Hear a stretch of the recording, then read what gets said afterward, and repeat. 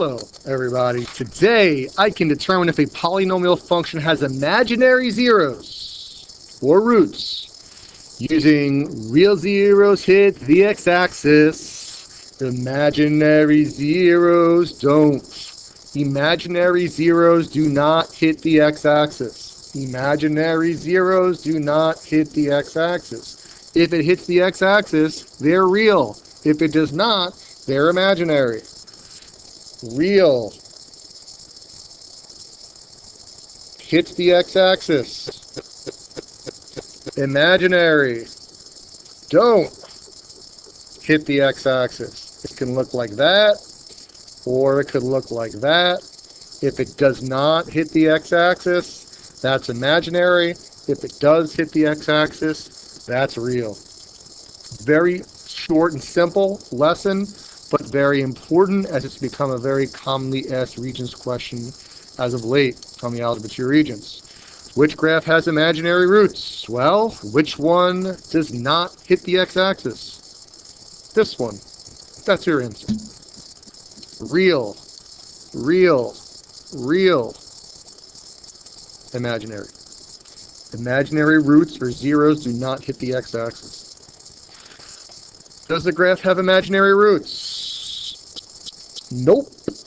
Real roots hit the x-axis. Imaginary don't. So, no. The roots or zeros, same thing, are real because the graph hits the x-axis.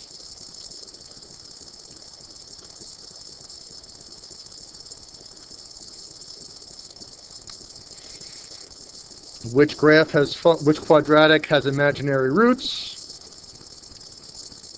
Real, imaginary. Real roots hit the x-axis, imaginary don't. That's j of x. J of x has imaginary roots. H of x has real roots. I don't know what more I need to talk about here. Number 4, if they give you an equation, does it have imaginary roots or zeros or solutions? Let's take a look at it. Again, I want to see it. I want to see if it hits the x-axis. Y equals x squared minus 4x plus 13. Let's look at the graph. Does it hit the x-axis? No. Therefore, the zeros or roots are imaginary. We can draw a little sketch. Does it have imaginary solutions? Yes. The graph doesn't hit the x-axis.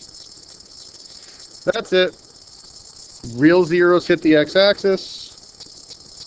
Imaginary zeros don't. Practice. Goodbye.